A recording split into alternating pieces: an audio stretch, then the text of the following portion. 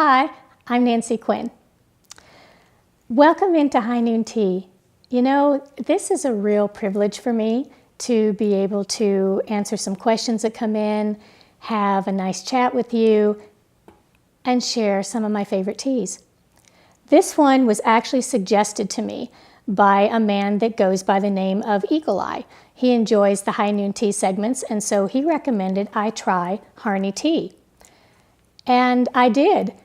And my first thought was, where have you been all my life? I have to say, I'm so glad he suggested these because I love this Harney tea brand. Now, the one that I'm drinking is Vanilla Camaro, and I wanted to show it to you as well because the tea bags are a little different. They're actually in a small fabric bag, and they call them sachets, and they're just beautiful.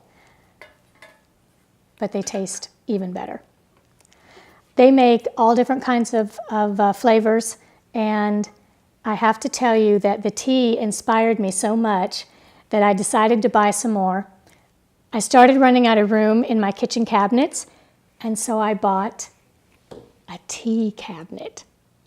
I'm really excited about it. It was on sale. I actually have had tea cabinets in the past in other places that I've lived, but I've normally got one from the thrift store, which I really like, and I've refinished them, and I've used different ones in different homes I've lived in. But I found this one on sale, and if you know me, then you know that I probably don't buy a whole lot unless it's on sale. And it fits everything that I need. Down here, I have all my mugs. I have different flavors of the tea. I have the tea balls and the little pretty teaspoons and everything I need to make tea a nice experience. And now when I open the cabinet, everything doesn't fall out on top of me like it's Fibber McGee's closet. So I really recommend you try the tea because you might end up getting a tea cabinet of your own. I did have a question today that I wanted to answer. It's from Vivian in Wisconsin. And if you know what's going on in Montana, we're having some really cold weather right now. In fact, today was 15 below zero.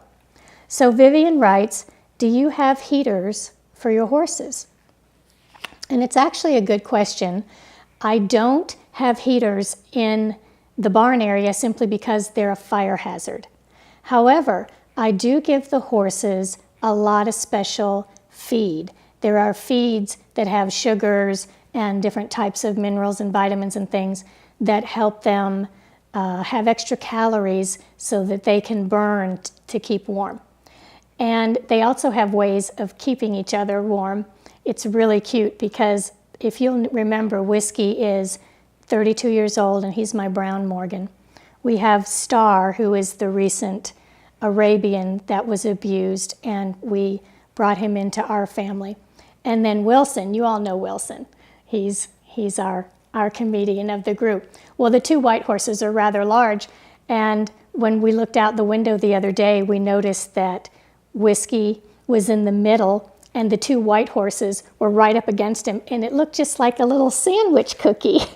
And they were all huddled together and helping to keep him warm, which I thought was very nice. They also play in weather like this. It can be this way, 15 below zero, and they will play. So I know that they're warm enough and feeling well. If I do notice that maybe one of them doesn't look good or shaking too much or something doesn't seem right, I'll put a blanket on them. But otherwise, we don't. They're bred for the cold, and you actually don't want to keep putting the blankets on them because then their bodies don't create the heat they need, and they also don't put on a winter coat. So, Vivian, I hope that answers your question, and I hope you're not too worried about the horses and the cold. We do check them, like I said, twice a day, and they're really doing well. So I appreciate the question. I hope that you all have a lovely Valentine's Day, and I hope that you give the tea a try, and if you do, let me know. I really want to know what you think about it because I like it. I like it a lot. So I'll see you soon again on High Noon Tea. Bye-bye.